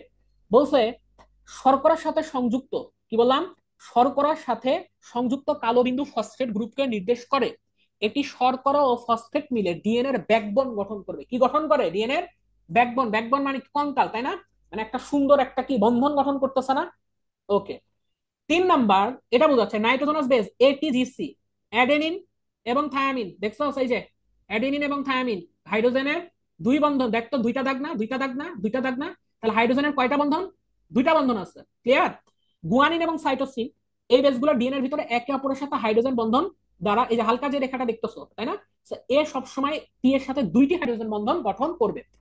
4 নাম্বার বলতেছে ডিএনএ ডাবল স্ট্যান্ড, দুটি সমান্তরাল চেইন বিপরীতমুখী বা অ্যান্টি প্যারালালি অবস্থান করে। দেখো তো অ্যান্টি প্যারালালি মানে কি, যে ভাই দেখ, এই যে এই যে দেখ, এখানে সাইটোসিন আছে তাই না, আবার দেখ পরের এটাই এখানে সাইটোসিন আছে, এইখানে গুয়ানিন আছে, পরেরটাই দেখ এই প্রথমে গুয়ানিন আছে, দেখছিস? তারপরে দেখ এই যে এখানে থায়ামিন আছে না, দেখ এইখানে থায়ামিন, আবার এখানে অ্যাডিনিন শেষ হয়েছে, এখানে অ্যাডিনিন শুরু হয়েছে, তার মানে কি দেখলি অ্যান্টি প্যারালালি এরা কি করতেছে, অবস্থান করতেছে। একটা চেন 5 প্রাইম 3 প্রাইমের দিকে, অন্যটি 3 প্রাইম থেকে 5 প্রাইমের দিকে চলে। পুরকীয় বেস পেয়ারিং কি, অ্যাডেনিন এবং সবসময় থায়ামিনের সাথে এবং গুয়ানিন সবসময় সাইটোসিনের সাথেই যুক্ত হবে। তার মানে তুই অ্যাডেনিনকে কখনো গুয়ানিনের সাথে যুক্ত হইতে দেখবি না, অ্যাডেনিনকে কখনো সাইডেনিন বেচারা থায়ামিনের সাথে ডাবল বন্ড গঠন করতেছে, এখানে ডাবল বন্ড নট তিনটা, এবং গুয়ানিন বেচারা 3টা হাইড্রোজেন বন্ধন নিয়ে সাইটোসিনের সাথে গঠন করতেছে।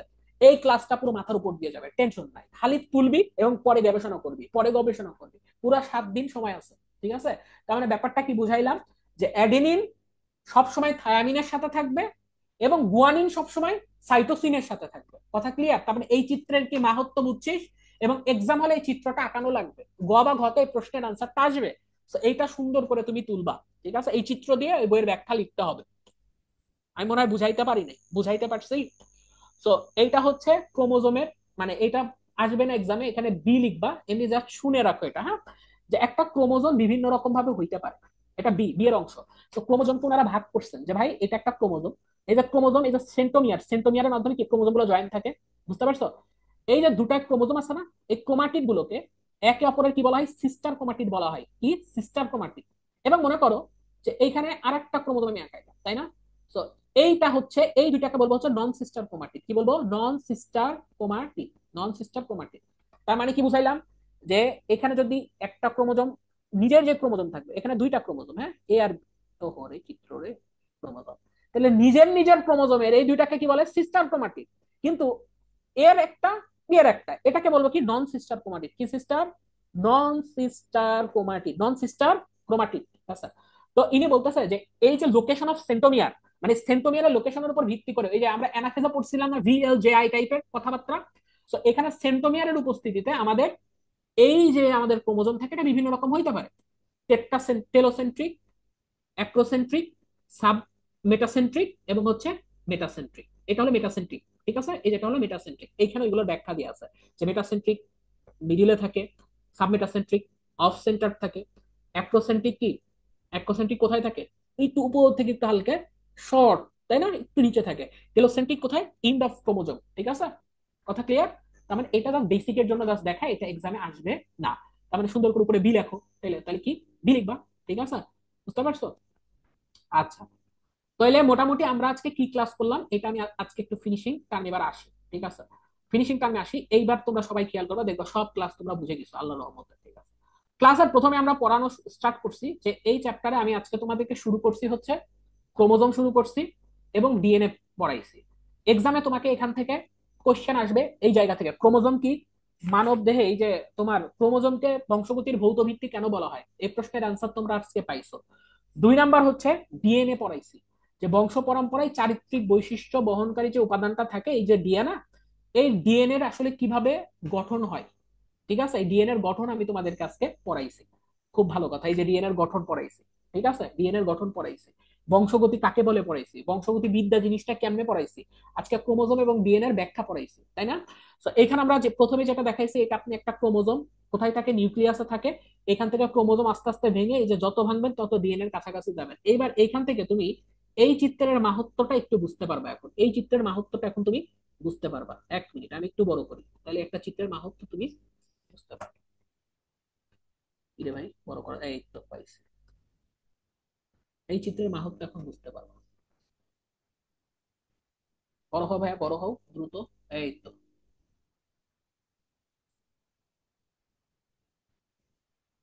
এই দেখছো, এই চিত্র দেখছো, এই নিশাত দেখা যায় মুনি, হ্যাঁ ভাই দেখতে পাচ্ছি। এই রাজুরপা দেখতে পাচ্ছ চিত্র, ডিএনএ এর খেলা? জি ভাইয়া দেখতে পাচ্ছি। এইবার দেখো এই যে এইখানকার খেলাটা বুঝো। এই যে অ্যাডেনিন কি কালারের, হলুদ কালারের না, দেখছো হলুদ কালারের, গুয়ানিন কি কালারের, সবুজ কালারের, হ্যাঁ? সাইটোসিন কি কালারের? বেগুনি কালার। থায়ামিন কি কালার? লাল কালার। এবার তুমি একটা আমি খালি মাঝখানে নিয়ে আসি, তুমি তাহলে আরো ক্লিয়ার করতে পারবে, তাহলে বুঝতে পারবা যে আসলে কি খেলা হইতেছে। এই তো, আরো বড় করি। আচ্ছা, এবার মনে হয় আরো ক্লিয়ার দেখা যায়। আচ্ছা, এই তো, সরে যাচ্ছে। এবার আমাকে দেখাও ভাই, এই যে দেখো তো কে কার সাথে আছে, আমাকে দেখাও। যে এই যে দেখো, এই বেগুনির সাথে কি আছে? সবুজ আছে, দেখছো? বেগুনির সাথে কি আছে? সবুজ আছে। তার মানে কার সাথে কি আছে? গুয়ানিনের সাথে কি আছে? সাইটোসিন আছে। সাইটোসিন আছে। এবার দেখো এই যে হলুদ আছে না, হলুদ হলুদ দেখতে পাও? এই যে হলুদ আর লাল দেখছো, হলুদ আর লাল দেখছো? হলুদ আর লাল দেখছো? এই বলা রাজরূপা, তুই ইয়ে খুল, মাইক খুল, দেখ, রেসপন্স জি কর। ভাইয়া। এই যে হলুদ আর লাল দেখা যাচ্ছে? হলুদ আর লাল। জি ভাইয়া। হ্যাঁ, এখানে দেখ, এইখানে কিন্তু হলুদ আছে, এখানে কি আছে? লাল আছে। আবার দেখ লাল কোথায়, আবার এখানে লাল আছে না, জি দেখছিস ভাইয়া। লাল? আবার কি, এই যে এখানে আবার কি হলুদ। এখানে আমি দুইটা জিনিস তোকে দেখানোর চেষ্টা করলাম। নাম্বার ওয়ান, অ্যাডেনিন দুইটা হাইড্রোজেনের মাধ্যমে থায়ামিনের সাথে যুক্ত থাকে, দুই, গুয়ানিন তিনটা হাইড্রোজেনের মাধ্যমে সাইটোসিনের সাথে যুক্ত থাকে। ক্লিয়ার কি ক্লিয়ার না? এতটুকু কি আমার ডিএনএ এর কথাবার্তা ক্লিয়ার হয়েছে? যে ভাই এইটা। এরপর আমি তোমাদেরকে পড়াইছি যে ক্রোমোজোমের আবিষ্কারক, তোমার বইয়ে শুধুমাত্র বিজ্ঞানী স্ট্রাসবার্গারের নাম আছে। ইনি হচ্ছেন 1875 প্রথম ক্রোমোজোম আবিষ্কার করেন। বাকি চারজন, Karl von Nageli, Walter Flemming, Heinrich Waldeyer এবং সাটন এবং বেভেরি। সো প্রত্যেক সম্পর্কে আমি দুই এক লাইন করে বলছি যাতে তোমার জন্য ভালো লাগে, এগুলো বেসিকের অন্তর্ভুক্ত। ঠিক আছে, ওকে। এখানে একটা পেজ ছিল, এটা আমি পরে দিব। ডিপ্লয়েড তোমাকে বুঝাইছি, ডিপ্লয়েড এবং হ্যাপ্লয়েড জিনিসটা কি, এটা আমার মনে হয় না আর ইনশাল্লাহ বাড়বে, যে 2n এবং n এর পার্থক্য। ঠিক আছে, এরপরে আমরা যে পার্টে আসছি সেটা হচ্ছে ক্রোমোজোমের পার্ট। একটা ক্রোমোজোমকে ভাঙলে তুমি কিভাবে আস্তে আস্তে ডিএনএ এর দিকে অগ্রসর হবা? কিসের দিকে অগ্রসর হবা? ডিএনএ এর দিকে অগ্রসর হবা। বুঝতে পারছো? তারপর আমরা কি পড়াইছি, যে এই ক্রোমোজোমটাকে আলাদা করে নিয়ে গেছি, এই ক্রোমোজোমটাকে আলাদা করে নিয়ে গেছি। তার মানে এই ক্রোমোজোমটাকে যেই মুহূর্তে আমি আলাদা করে নিয়ে গেছি, ওই মুহূর্তে এই যে এইখানে একটা জিনিস দেখতেছো, এইটার নাম কি বলতো? হিস্টোন। এটার নাম কি? এটার নাম কি বলো? হিস্টোন। ঠিক আছে, এখন কথা হচ্ছে যে ভাই হিস্টোন কি, এটার একটু ব্যাখ্যা দেন। তো হিস্টোন হইতেছে একটা প্রোটিনের একটা গ্রুপ। কি বললাম? হিস্টোন হচ্ছে প্রোটিনের একটা গ্রুপ। প্রোটিনের একটা গ্রুপ। এটা সাধারণত ডিএনএ এর সুনির্দিষ্ট বা সুশৃঙ্খল গঠনকে বা সংগঠনকে কি করে? নির্ধারিত করে। এবং এই হিস্টোন প্রোটিন গুলা ডিএনএ এর চারপাশে মোড়ানো থাকে। কিসের পাশে মোড়ানো থাকে? ডিএনএ এর চারপাশে মোড়ানো থাকে, দেখছো? মোড়ানো আছে, মোড়ানো আছে। তার মানে এটা কি করে? ডিএনএ কে প্যাক করে রাখে। কি করে রাখে? প্যাক করে, মানে অত্যন্ত সংকুচিত অবস্থায় রাখে, যাতে কোষে তা সঞ্চিত বা সংরক্ষিত থাকে। তো ডিএনএ এর মাধ্যমে আমরা হিস্টোনের মাধ্যমে কি করি? ডিএনএ রূপান্তর ঘটি, পুনর্গঠন করাই, মেরামত করি বা রিপেয়ার করি। তার মানে এই হিস্টোনটা এই যে সুন্দর করে কি করে রাখে? সুন্দর করে সংকুচিত করে রাখে। কথা ক্লিয়ার? এই হিস্টোন প্রোটিন আসলে অনেক প্রকার আছে। সো এগুলো আমরা নেক্সট জানবো ইনশাল্লাহ। যতটুকু জানার আমি জানাইছি। তারপরে নিউক্লিওটাইড শব্দের ব্যাখ্যা দিচ্ছি, যে নিউক্লিওটাইড কয়টা অংশ নিয়ে গঠিত। নাইট্রোজেন যুক্ত বেস, কার্বন শর্করা এবং ফসফেট গ্রুপ, তাই না? এরপর আমি এক্সাম্পল দিয়েছি যে ফসফোডাইএস্টার এই জিনিসটা কি, ফসফেট গ্রুপটা কি, তাই না? পলিনিউক্লিওটাইড একটা ওয়ার্ড ছিল ডিএনএ এর প্রথমে, পলিনিউক্লিওটাইড চেইনের ভূমিকাটা কি। এরপরে আমরা প্রত্যেকটা ক্ষারের ব্যাখ্যা শিখাইছি আজকে। অ্যাডিনিন কি, অ্যাডিনিনের ভূমিকা কি, গুয়ানিন কি, গুয়ানিনের ভূমিকা কি।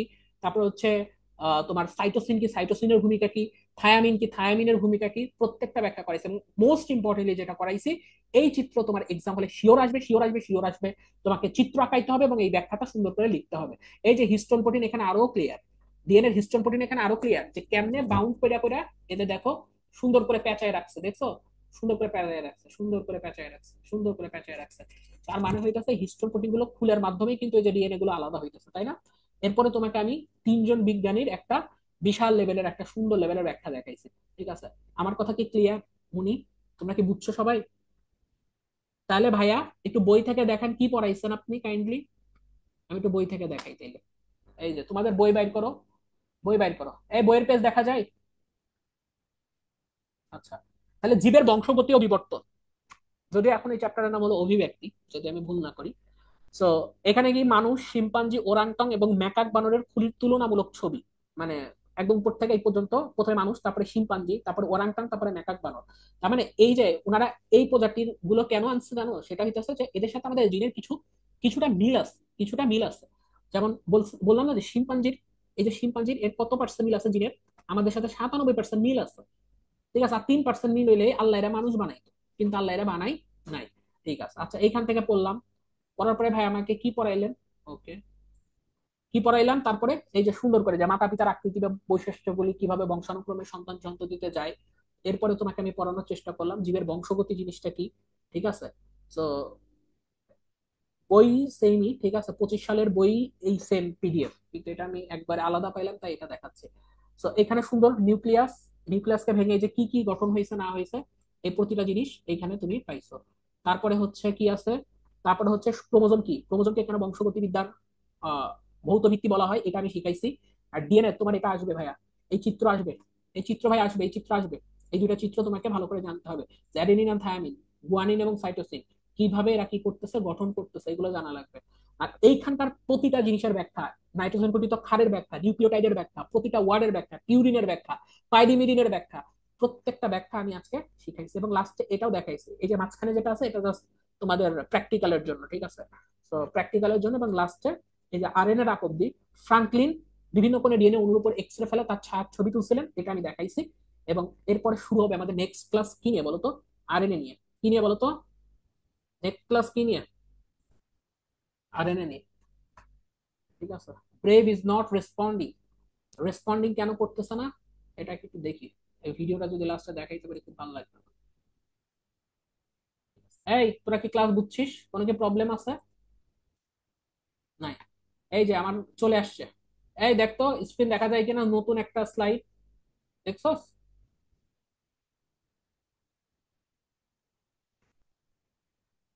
কি লেখা যাচ্ছে আমাকে একটু বলতো রাজরূপা, এটা কি কি লেখা আছে এই স্লাইডে? one on the basis of basis of number of number of centromeres. সেন্ট্রোমিয়ার্স, তাই তো, ফাইন, তাহলে এই এই স্লাইড গুলো দেখা যাচ্ছে। এবার আমি দেখাবো তোদের রোজালিন ফ্রাঙ্কলিনের এক্সরে রিপোর্টটা। কি রিপোর্ট? এক্সরে রিপোর্ট, ঠিক আছে। তো এই এক্সরে রিপোর্টে তুই কি জানতে পারবি জানিস, যে ওই যে 34 অ্যামস্ট্রং পড়াইলাম না একটা, 34 অ্যামস্ট্রং, 3.4 অ্যামস্ট্রং পড়াইছি না, যেই মানে মাপটা পড়াইছি, এই মাপটা তোরা এখানে ডিরেক্টলি দেখতে পাবি এই চিত্রতে। ঠিক আছে, ডিএনএ লার্নিং সেন্টারে। ঠিক আছে, আমি একটু দেখাই। এই যে, এই মনিটা দেখছস, বিফর্ম, এটা আর একটু বড় করবো নাকি রে, একটু বড় করি, ছোট হয়ে গেছে। ওহো, একটু বড় করি, 1 মিনিট ওয়েট, যদি বড় করার উপায় নেই। এই এখানে দেখতে পাস তেমনি না, বিফর্ম দেখতে পাস, ফ্রাঙ্কলিন এক্সরে বলছে, this is the X ray crystallograph pattern of DNA obtained by Rosalind Franklin and Raymond Gosling in 1952. It is known as the B form, and it was clear than the order X-ray patterns because water was included in the DNA sample. মানে কি, ওই পানির মানে ওইটার ভিতরে কি ছিল, পানি টানি ছিল আর কি। ঠিক আছে, এটা বোঝাচ্ছে। এরপর দেখ এটা কেমনে পরিণত হয়, এই বি ফর্মটা, বি ফর্মটা কেমনে পরিণত হয়। এবার দেখ এই যে বি ফর্ম, এই যে কেমনে আসছে দেখছিস, মানে এই বি ফর্ম থেকে কেমনে পাইছে, এই যে কেমনে পাইছে এটা দেখছোস, এই যে এটা ডিএনএ, এই যে এক্সট্রা ফর্মের ডিএনএ হচ্ছে এটা। এরপরে বলতেছে দেখ, খুব ভালো কথা, এই যে ঘুরতেছে, এই যে ঘুরতেছে, এই যে ঘুরতেছে, এটার একটা পরিমাপ আছে, পরিমাপটা দেখাবে। 34 অ্যামস্ট্রং কত, এই যে হেলিক্সের ইয়ে কত, ওইটুকু দূরত্ব কত, 34 অ্যামস্ট্রং। এই দেখতে পাস সমুদ্র, 34 অ্যামস্ট্রং, তার ভাই মানে, দেখতে পাই, হ্যাঁ। হ্যাঁ তার মানে এইটুকুর মান কত বলতো, 34 অ্যামস্ট্রং। ওকে, তারপরে যাই, মানে ওর এক্সরে রিপোর্টটা আমি তোদেরকে দেখানোর চেষ্টা করছি। এই যে 3.4 অ্যামস্ট্রং, এই যে, এবং এদের অভ্যন্তরীণ মানে এই এতটুকুর মান হইতেছে, এই পেঁচানোর এই এটার মান হইতেছে কত, 3.4 অ্যামস্ট্রং। এই যে এইখানে যে চিত্রটা আছে, মানে এদের মধ্যবর্তী যে এই যে এর দূরত্বটা, এই যে এইখানকার দেখছিস, এই যে এইখানকার, এটার মান হইতেছে 3.4 অ্যামস্ট্রং। এরপরে, এরপরে কি হইতেছে দেখি, এটা সুন্দর করে কাটে দিয়ে এরা মাঝখানে দেখাইতেছে যে ভাই ক্রোমোজোম গুলো আসলে কেমন। ক্লিয়ার, ক্রোমোজোমটা কেমনে আসছে বুঝছিস, কেমনে আসছে বুঝছিস, 3.4 অ্যামস্ট্রং কোথাকার আর 34 অ্যামস্ট্রং কোথাকার, এটা কি বুঝছিস, যে 3.4 অ্যামস্ট্রং কোথাকার বল। এটা হচ্ছে দুইটা নিউক্লিওটাইডের দূরত্ব হচ্ছে 3.4 অ্যামস্ট্রং, ঠিক আছে। আর হেলিক্সের পূর্ণ ঘূর্ণন মানে ঘুরে না, ওইটা হবে 34 অ্যামস্ট্রং। তার মানে এটা যদি একবার ঘুরে, এটা যদি একবার ঘুরে এটা যদি একবার ঘুরে এই ঘোরার দূরত্ব হবে 34 অ্যামস্ট্রং। হয়ে গেল, ঘুরবে 34 অ্যামস্ট্রং। এই যে একবার ঘুরবে এটা কত, 34 অ্যামস্ট্রং, 34 অ্যামস্ট্রং। ঠিক আছে। আর 3.4 অ্যামস্ট্রং কি, 3.4 অ্যামস্ট্রং হচ্ছে যে এই দুইটা নিউক্লিওটাইডের দূরত্ব, দুইটা নিউক্লিওটাইডের দূরত্ব। এবার আমাকে বল ভাই, আজকে ক্লাসটা যদি প্রথম ক্লাস, আই ডোন্ট নো, বহুত দিন পরে আমি অনলাইনে ক্লাস নিয়েছি, সো কোনো কি প্রবলেম আছে কিনা, মানে মেইন কথা হইতেছে আমি তোদের বইয়ের 1.5-2 পৃষ্ঠা খুব ভালো মতো বুঝাইতে পারছে কিনা, এবং এইটা এখনো 50% তোরা বুঝিস নাই। সুন্দর করে নোট করার পরে তোরা ইনশাল্লাহ 100% না বুঝলেও 90% বুঝবি। নেক্সট ক্লাস থেকে আমি আবার এটা রিভিশন দিয়ে তারপরে নেক্সট ক্লাস শুরু করব। ঠিক আছে। মানে আজকে এই পর্যন্ত আমি রেকর্ডটা অফ করতেছি, দেন তোদের সাথে কিছুক্ষণ কথা বলবো। ধন্যবাদ।